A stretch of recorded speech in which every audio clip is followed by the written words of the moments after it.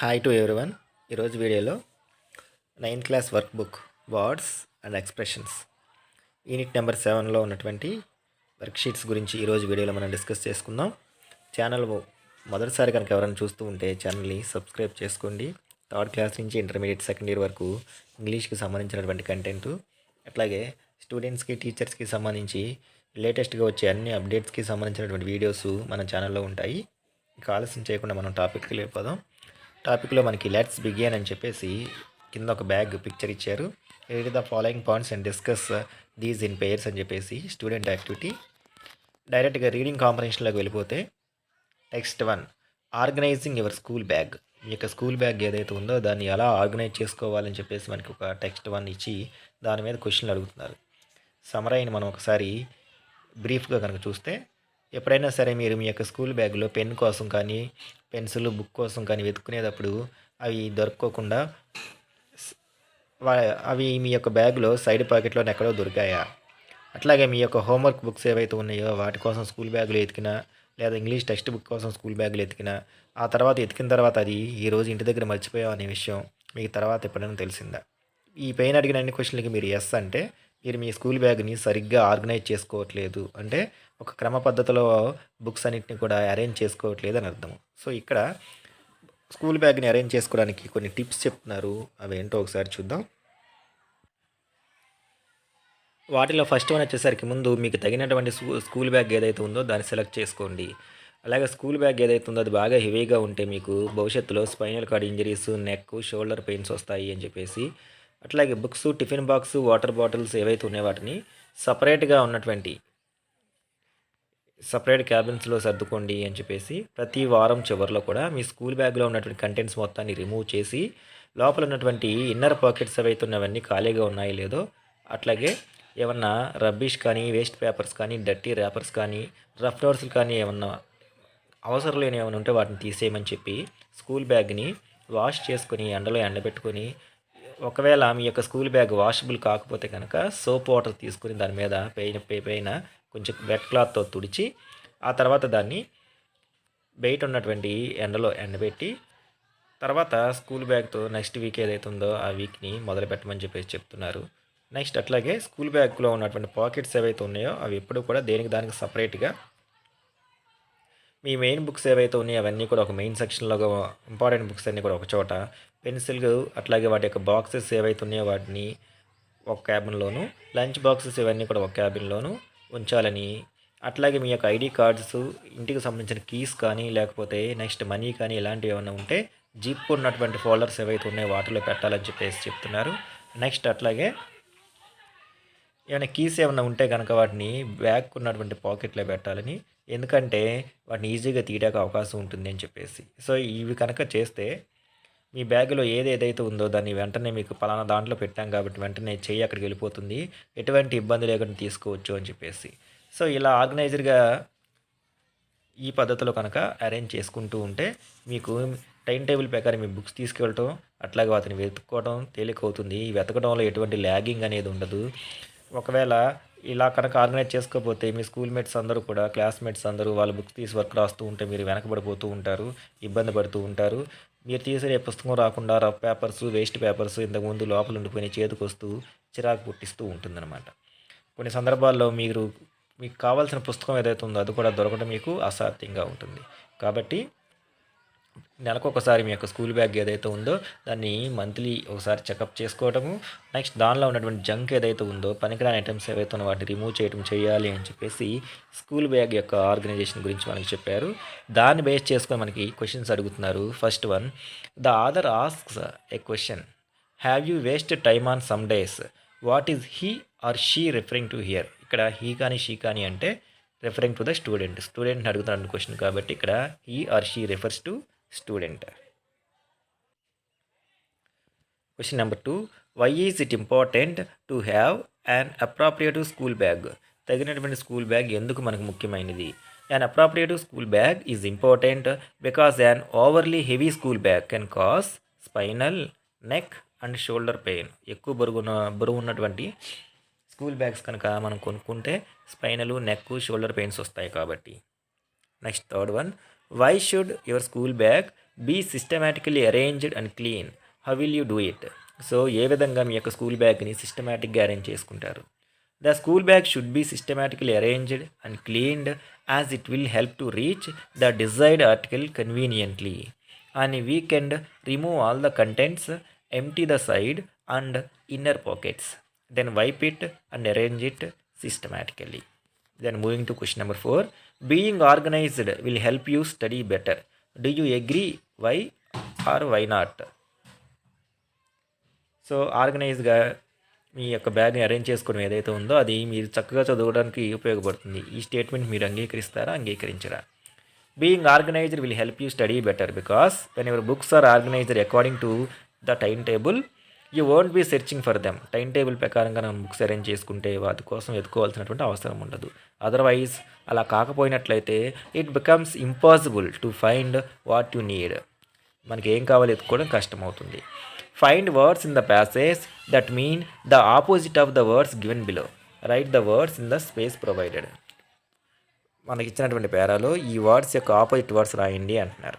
Inappropriate తగినది కాదు. So దానికి answer suitable, slightly, overly, forget, realise, concealed, discovered, disarranged, organised.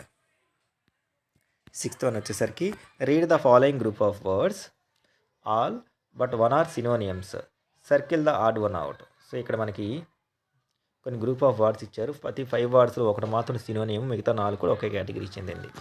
అలాంటిది వచ్చేసరికి మనకి ఫస్ట్ లిస్ట్లో ఫస్ట్ వర్డ్ వచ్చేసరికి డ్రైవింగ్, సెకండ్ దాంట్లో వచ్చేసరికి మనకి అన్ప్యాక్డ్,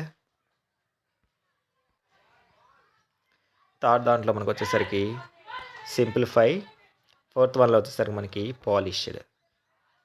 నెక్స్ట్ టెక్స్ట్ 2 వచ్చేసరికి నో క్రోకడైల్స్ అని చెప్పేసి ఒక పేరా ఇచ్చారు. దీని యొక్క సమరీ ఒకసారి మనం చూస్తే, ఒక వ్యక్తి ఒకసారి వెస్ట్ కోస్ట్ ఆఫ్రికా తను ట్రిప్కి వెళ్ళడం జరిగింది. అక్కడ వెదర్ ఏదైతే ఉందో బాగా వేడిగా ఉంది కాబట్టి తను ఏం చేశాడు, తన యొక్క బ్యాగ్ని పక్కన పెట్టి హోటల్ రూమ్లో సముద్రంలోకి స్నానానికి వెళ్ళాడు. కానీ వాటర్లో అతను ఉన్నప్పుడు వాటర్ కింద ఏదో కదులుతున్నట్టు అతనికి అనిపించింది. అతనికి భయం వేసింది. అక్కడ ఎవరు లేరు. కాకపోతే ఒక చిన్న పిల్లవాడు ఎవరైతే ఉన్నారో అతను కూడా స్విమ్ చేస్తూ ఉన్నాడు. అతను పిలిచి ఇక్కడ ఏమైనా క్రోకడైల్స్ ఉన్నాయా అని చెప్పేసి అడిగాడు. దానికి లేవు సార్, ఇక్కడ క్రోకడైల్స్ లేవు అని చెప్పేసి సమాధానం చెప్పాడు. సో తను ఏం చేశాడంటే తన బట్టలని తీసేసి వాటర్లోకి దూకి కొన్ని నిమిషాల పాటు ఈత కొడుతూ ఉన్నాడు. తర్వాత వాటర్ వేడిగా ఉంది కానీ వాతావరణం మాత్రం చక్కగా ఉంది. అతను అలా స్నానం చేస్తూ ఉంటే మళ్ళీ అతనికి భయం అనిపించింది.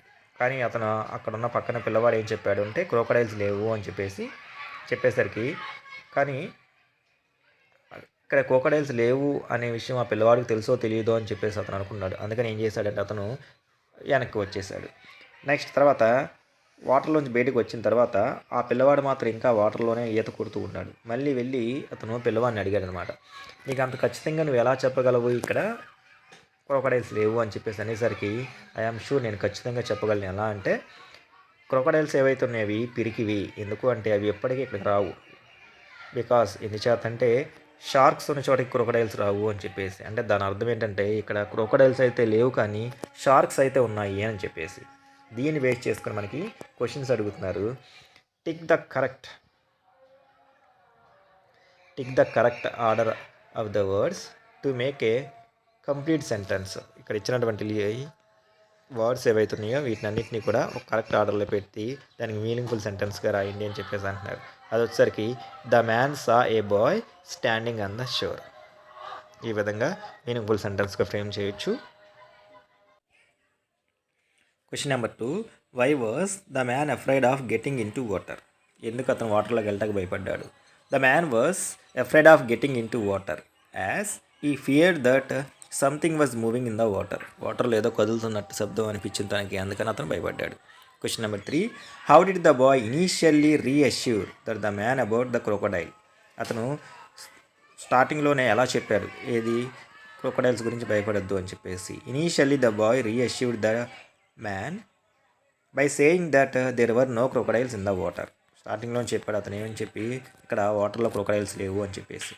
When the man asked him again, the boy said that crocodiles are cowards because they are afraid of అతను ఏం చెప్పాడంటే క్రొకడైల్స్ ఏవైతే ఉన్నాయో అవి పిరికివి, ఎందుకంటే అవి వీటికి భయపడతాయని. వేటికి భయపడతాయి? Option B, sharks.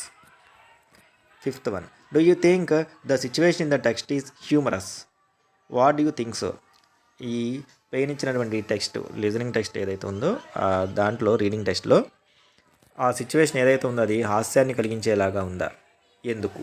Yes, the situation is humorous as the boy was trying to scare the man by telling him that there were sharks in the water.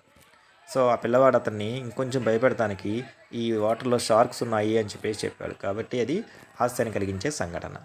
A person who goes on a long journey is called a, బాగా సుదీర్ఘమైనటువంటి ప్రయాణం చేసే వ్యక్తిని ఏమని పిలుస్తాము అంటే option C, traveller. Write the opposite of the word coward. Coward అంటే పిరికి, దానికి ఆపోజిట్ వర్డ్ వచ్చేసరికి hero. Option B. Next vocabulary వచ్చేసరికి మనకి సీ ద ఫాలోయింగ్ టేబుల్ అని చెప్పేసి words in the first column occur in the lesson packing from Beehive in pairs. Look up the meanings of the words in each row in a dictionary. Write in your notebook how they different in meaning from one another. కింద words ఏవైతే ఉన్నాయో ప్రతి రోలో ఉన్నటువంటి words ఏవైతే ఉన్నాయో వాటిని ఒక నోట్బుక్ మీద నోట్ చేసుకొని వాటి యొక్క మీనింగ్స్ ఏవైతే ఉన్నాయో వాటిని ఈ యొక్క నోట్బుక్లో రాయండి అని చెప్పేసి అంటున్నారు. అట్లాగే ఈ రోలో ఉన్నటువంటి వర్డ్స్ సెకండ్ రోలో ఉన్న వర్డ్స్కి ఏమన్నా డిఫరెన్స్ ఏంటో కూడా రాయండి అని చెప్పేసి. ఫర్ ఎగ్జాంపుల్ ఫస్ట్ రోలో బూట్స్ ఉన్నాయి, తర్వాత రోలో షూస్ ఉన్నాయి. సో వాటి యొక్క డిఫరెన్స్ ఏంటో కూడా మెన్షన్ చేయండి అని చెప్పేసి అంటున్నారు. Student activity. నెక్స్ట్ నెంబర్ 2 వచ్చేసరికి ఇక్కడ ఏదన్నా ఒక సుదీర్ఘమైనటువంటి ఒక లాంగ్ జర్నీకి వెళ్ళినప్పుడు అక్కడ ఉన్నటువంటి ఒక ప్లేస్ గురించి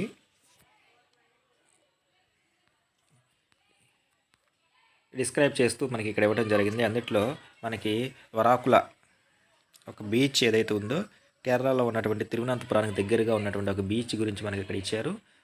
ఆ బీచ్ యొక్క అపియరెన్స్ ఎలా ఉంటుంది ఏంటి అని చెప్పేసి మనకి చెప్తున్నారు. అక్కడ ఎప్పుడు కూడా సాఫ్ట్ బ్రీజ్ ఉంటుందని చెప్పేసి, డాల్ఫిన్స్ బైక్ వచ్చి ఆడుకుంటూ ఉంటాయని, నెక్స్ట్ అట్లాగే ఫ్యామిలీస్ ఎవరైతే ఉన్నారో వాళ్ళందరూ కూడా వెకేషన్కి ఇక్కడ వస్తూ ఉంటారని చెప్పేసి, నెక్స్ట్ ఈ బీచ్ ఏదైతే ఉందో అది 600 కిలోమీటర్ల పాటు విస్తరించి ఉందని, నెక్స్ట్ దగ్గరలో ఉన్నటువంటి కొన్ని ఇంకా ఈ బీచ్కి దగ్గరలో ఉన్నటువంటి కానూరు ఒకటి, చెరాయి ఒకటి, నెక్స్ట్ కోవలం, ఇలాంటి కొన్ని బీచ్ల గురించి కూడా దీంట్లో మనకు చెప్పడం జరిగింది.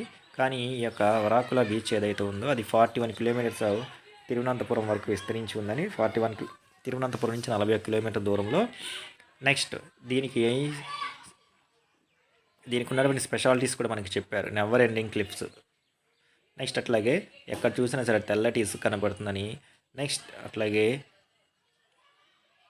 దీనికి మంచి చరిత్ర కూడా ఉందని చెప్పేసి, భౌగోళిక పరంగా దీని యొక్క రిచ్నెస్ కానీ, నెక్స్ట్ అట్లాగే స్పిరిచువల్ రిచ్నెస్ కానీ, రిజవెంటేషన్ థెరపీస్ కానీ ఇవన్నీ కూడా ఇక్కడ చేస్తూ ఉంటారని ఈ యొక్క బీచ్ యొక్క స్పెషాలిటీస్ అన్నీ కూడా మనకి ఇవ్వడం జరిగింది.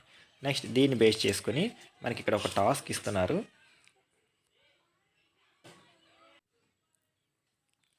ఆ టాస్క్ వచ్చేసరికి list the adjectives here.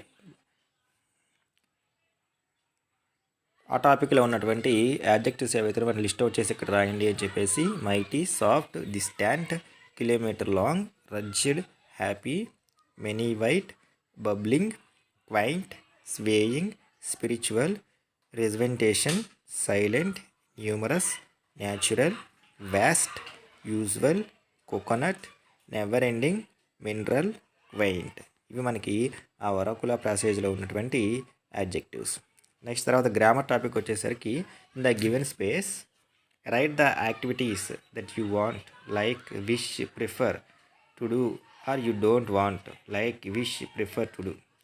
So ఇక్కడ మీరు చేసేటువంటి యాక్టివిటీస్ మీకు చేయాలనిపించి మీకు నచ్చేవి, లేకపోతే మీరు ప్రిఫర్ చేసేవి, అట్లాగే నెక్స్ట్ మీకు నచ్చనివి, మీరు కోరుకోనివి, మీరు ప్రిఫర్ చేయనివి రాయండి అని చెప్పేసి.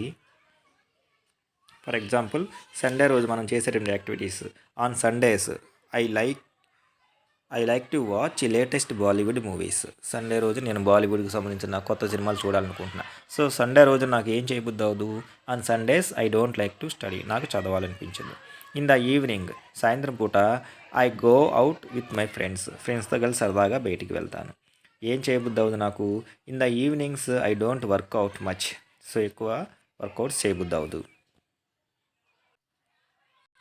ఇన్ ద ప్లే గ్రౌండ్, ఇక ప్లే గ్రౌండ్లో వచ్చేసరికి ఐ ప్లే క్రికెట్, నేను క్రికెట్ ఆడతాను. In the playground I don't sleep, ప్లే గ్రౌండ్లో నాకు ఏం చేయబుద్ధి అవ్వదు, నిద్రపోబుద్ధి అవ్వదు. ప్లే గ్రౌండ్లో ఎవరికి కూడా పడుకోబుద్ధి అవ్వదు. When I go to the fair I dash, ఇక్కడ నా సంతకి ఎక్కడికైనా వెళ్ళినప్పుడు always go on all rides, అక్కడ ఉన్నటువంటి అన్నీ కూడా జైంట్ వీల్ ఇలాంటివన్నీ కూడా నేను ఎక్కుతాను.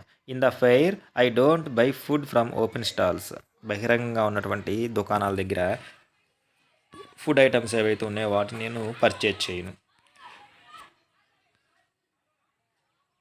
నెక్స్ట్ కింద వచ్చేసరికి మనకి read the following sentences against each sentence right simple command direction does don't does instructions in the space provided. కింద మనకి కొన్ని స్టేట్మెంట్స్ ఇవ్వడం జరిగింది, కొన్ని సెంటెన్సెస్ ఇవ్వడం జరిగింది. సో వాటి ఎదురుగుండా చేయమని కానీ చేయొద్దని కానీ డైరెక్షన్స్ ఏవైతే ఉన్నాయో వాటిని డూతో కానీ నెక్స్ట్ డోంట్తో కానీ రాయండి అని చెప్పేసి అంటున్నారు. First one, sit here and help your mother in learning mathematics. So అప్పుడు ఏం చేయొచ్చు? Do your calculations carefully. Ride a bicycle and go near the river, you will see your friends swimming in the river. Cycle తొక్కుంటూ నది దగ్గరికి వెళ్ళొచ్చు. You will see your friend swimming in the river, అక్కడికి వెళ్ళినప్పుడు నీ friend swim చేస్తూ కనపడతాడు. కానీ ఏం చేయకూడదు? సో డోంట్తో ఇక్కడ don't go too deep in the river, నది లోపలికి వెళ్ళకూడదు. Getup and go, you cannot waste the time sleeping, దాని ఉద్దేశం ఏంటంటే లీవ్ ద బెడ్, ఇంకా మంచం మీద నుంచి లేవు అని చెప్పేసి. Do not Wake any one up suddenly while he or she is sleeping, Wake someone up gently, అంటే ఎవరినైనా సరే నిద్రలో ఒకేసారి ఉలిక్కిపడేలా కాకుండా వాళ్ళని సున్నితంగా నిద్రలేపాలి అని చెప్పేసి. In summer keep a large bowl of water out side for birds and animals to drink water from. Summer సీజన్లో యానిమల్స్ బర్డ్స్ ఏవైతే ఉన్నాయో వాటికి నీటి కొరత ఎక్కువ ఉంటుంది కాబట్టి బయట ఒక బౌల్లో వాటర్ పెట్టండి. Don't use dirty bowl for the purpose. So ఈ ఉద్దేశం కోసం డర్టీ బౌల్స్, శుభ్రంగా లేనటువంటి బౌల్స్ని ఉపయోగించకూడదు.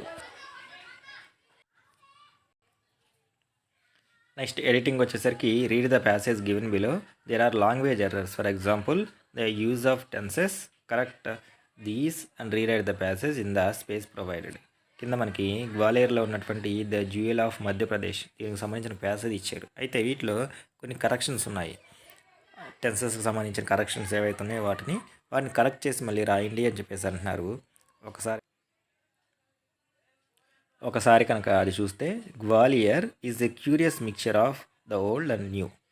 The sprawling city is the northern most part of Madhya Pradesh. It offers a feast of historic sites, museums, parks, shops, cultural programmes and cuisines. The northern most city, Gwalior, was established in the 8th century AD and named after Saint Gwalipa.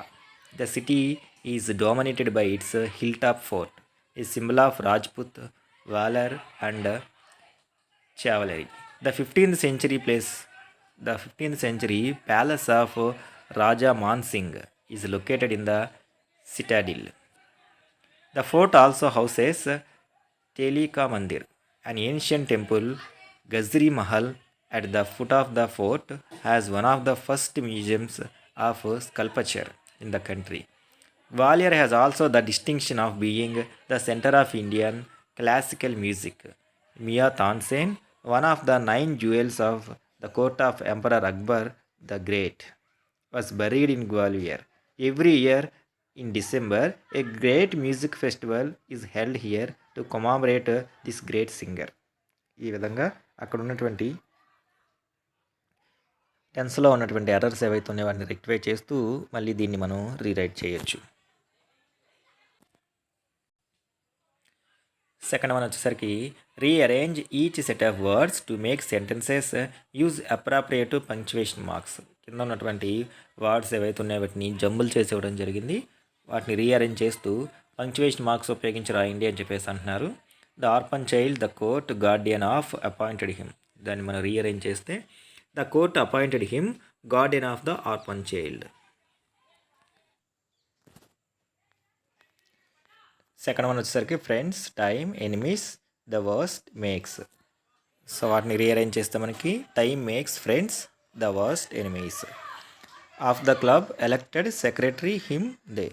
Rearrange చేస్తే they elected him secretary of the club. Approaching the saw we strong. We saw the approaching storm. ఈ విధంగా వర్డ్స్ని rearrange చేసి punctuation marks ప్రకారము సెంటెన్స్ని మనం rewrite చేసి మళ్ళీ రాయొచ్చు. Next listening activity కింద గ్యాంగ్టక్, సిక్కిం యొక్క క్యాపిటల్ సిటీ అయినటువంటి గ్యాంగ్టక్కు సంబంధించి ఒక 3 పారాస్ ఏవైతే ఉన్నాయో ఒక ఎస్సే ఒకటి ఇవ్వడం జరిగింది. దాన్ని స్టూడెంట్స్ కానీ టీచర్ కానీ ఓరల్గా డిక్టేట్ చేస్తూ ఉంటే స్టూడెంట్స్ ఎవరైతే ఉన్నారో వాళ్ళు నోట్ చేసుకోవాలి. నోట్ చేసుకున్న తర్వాత అక్కడ చెప్పిన స్క్రిప్ట్కి నెక్స్ట్ అట్లాగే మీరు రాసిన స్క్రిప్ట్ ఏదైతే ఉందో దాన్ని మళ్ళీ ఒకసారి డిస్ప్లే చేసిన తర్వాత 2 కంపేర్ చేసుకొని వాటిలో ఏవేవైతే ఉన్నాయో ఆ మిస్టేక్స్ కానీ మీరు చెప్పేటప్పుడు డిక్టేట్ చేసుకుంది ఒరిజినల్ స్క్రిప్ట్ ఏంటి అనేది కంపేర్ చేసుకోవాలి. ఇది లిజనింగ్ యాక్టివిటీ. సో ఇది స్టూడెంట్స్కి సంబంధించిన యాక్టివిటీ.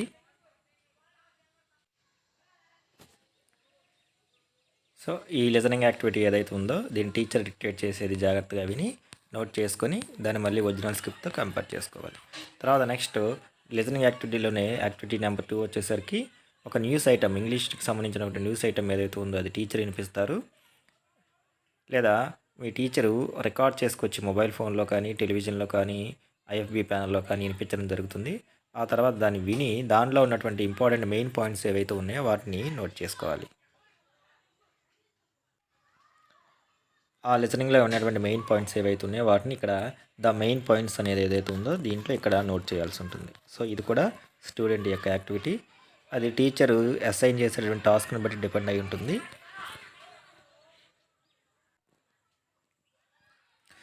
నెక్స్ట్ తర్వాత మనకి ఇక్కడ ద రైల్వే స్టేషన్ అని చెప్పేసి ఒక రైల్వే స్టేషన్ పిక్చర్ ఒకటి ఇచ్చారు.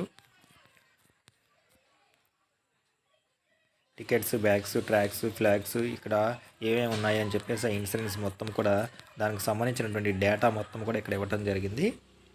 దీన్ని బేస్ చేసుకొని మనకి ఒక స్పీకింగ్ యాక్టివిటీ ఇస్తున్నారు, అది చూద్దాం. స్పీకింగ్ యాక్టివిటీలో ఏం చెప్తున్నారంటే read the poem the railway station, groups of 4 in pairs, talk about the characters in the poem. చదువుతున్నప్పుడు పోయంలో ఉన్న క్యారెక్టర్స్ని ఒకసారి డిస్కస్ చేసుకోమంటున్నారు. అట్లాగే share your experience of travelling by a train or a బస్సులో కానీ ట్రైన్లో కానీ ట్రావెల్ చేసేటప్పుడు మీ యొక్క ఎక్స్పీరియన్స్ని షేర్ చేసుకోమంటున్నారు. నెక్స్ట్ తర్వాత కింద మనకు టేబుల్ ఇచ్చారు, దానిలో write down what you have liked and disliked in place like railway station and bus stop.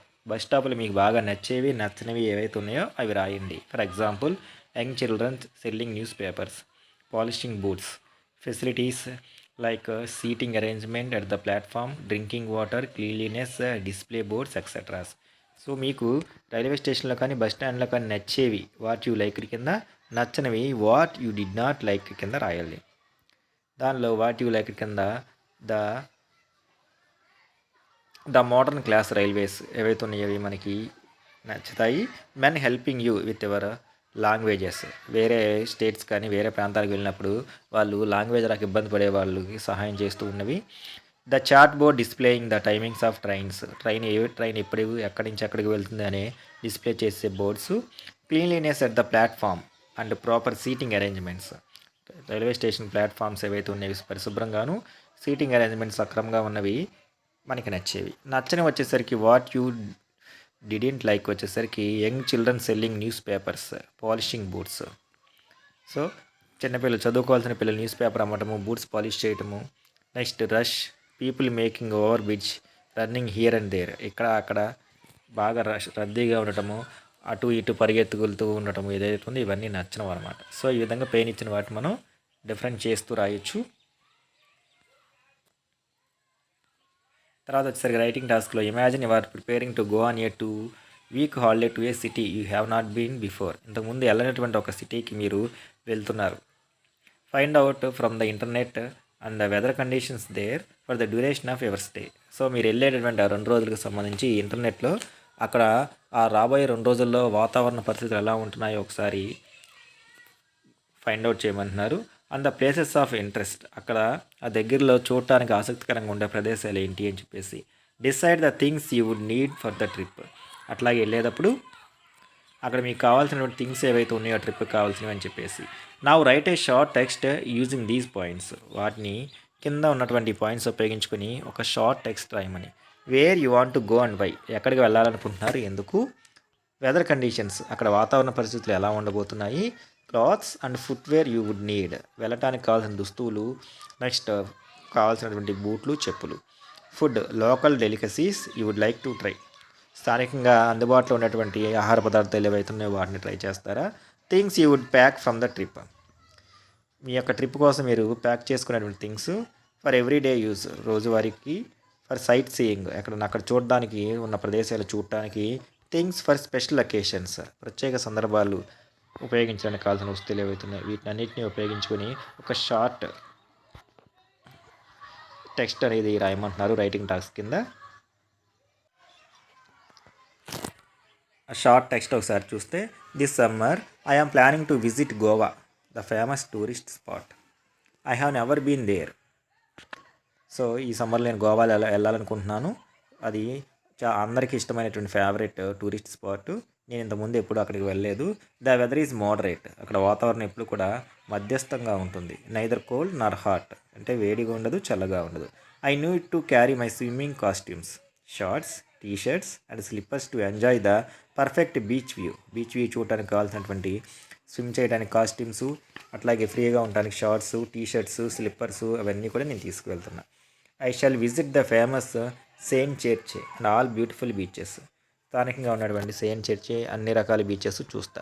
Goa is also famous for its seafood and క్యాజ్యూస్కి అట్లాగే సీ ఫుడ్కి గోవా చాలా famous. I would love to taste few of them, వాటిలో కొన్నిటిని నేను taste చేయాలనుకుంటున్నా. Nothing much is required to visit Goa, ఇవి కాకుండా ఇంకా గోవా విజిట్ చేయడానికి ఇంకా అదనంగా ఏమీ అవసరం లేదు. Just carry your clothes, Google's, flip flops and your ready to enjoy. మీకు దుస్తువులు, కలజోడు, షూస్ ఏవైతే ఉన్నాయో ఇవి చాలు అక్కడ వాతావరణాన్ని ఎంజాయ్ చేయడానికి. The floral printed shirts are quite popular in Goa, అట్లాగే షర్ట్స్ మీద ఫ్లవర్స్తో ప్రింట్ అయిన షర్ట్స్ ఏవైతే ఉన్నాయో అవి అక్కడ చాలా famous. I would buy one for the special evening dance party. So అలాంటి షర్ట్ ఒకటి నేను కొనాలనుకుంటున్నాను, సాయంత్రం పూట డ్యాన్స్ పార్టీలకి అది చాలా ఫేమస్ కాబట్టి. ఈ విధంగా వెళ్ళబోయేటటువంటి ఏదైనా ఒక టూరిస్ట్ ప్లేస్కు సంబంధించి షార్ట్ నోట్స్ అనేది ప్రిపేర్ చేయొచ్చు.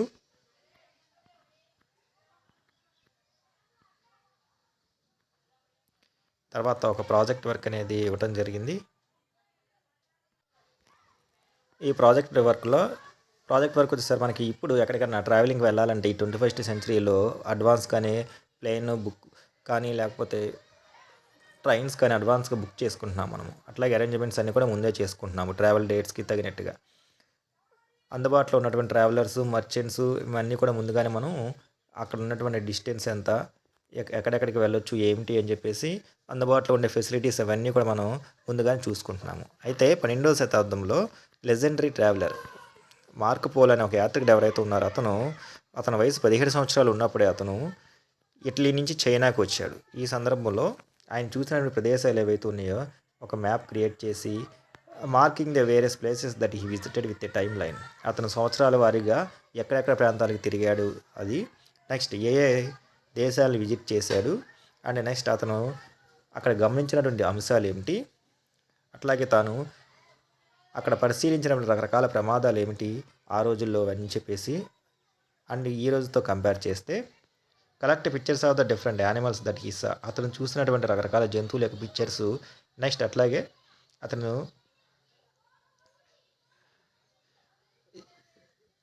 Right about his future travels that he undertook as the MC of the emperor of China. ఆ తర్వాత అతను భవిష్యత్తులో చేయబోయే ట్రావెల్స్ సంబంధించిన అంశాలు వీటన్నిటిని తెలియజేస్తూ ఒక ప్రాజెక్ట్ వర్క్ క్రియేట్ చేయండి అని చెప్పేసి అంటున్నారు. సో ఇది కూడా స్టూడెంట్ యాక్టివిటీ. సో ఇది మనకి వర్డ్స్ అండ్ ఎక్స్ప్రెషన్స్లో యూనిట్ 7 ఏదైతే ఉందో దానికి సంబంధించినటువంటి ఎక్స్ప్లెనేషన్. సో వీడియో లెంగ్త్ ఎక్కువ అవుతుందని సమరీ ఏదైతే ఉందో టెక్స్టువల్ రీడింగ్స్ కానీ లిజనింగ్ కానీ కుదించి చెప్పడం జరిగింది, ఓన్లీ మీనింగ్ వరకే చెప్పడం జరిగింది. ఐ హోప్ మీ అందరికీ కూడా అర్థమై ఉంటుంది అని అనుకుంటున్నా. వీడియో కనుక నచ్చితే లైక్ చేయండి, షేర్ చేయండి. అట్లాగే ఈ వీడియోని మీ ఫ్రెండ్స్కి షేర్ చేసి వారికి కూడా కొత్త కొత్త టాపిక్స్ ఏవైతే ఉన్నాయో అవి తెలిసేలా చేయండి. ఇంకొక మంచి వీడియోలో ఇంకొక మంచి టాపిక్తో మళ్ళీ కలుసుకుందాం. అప్పటి వరకు take care. Have a good day.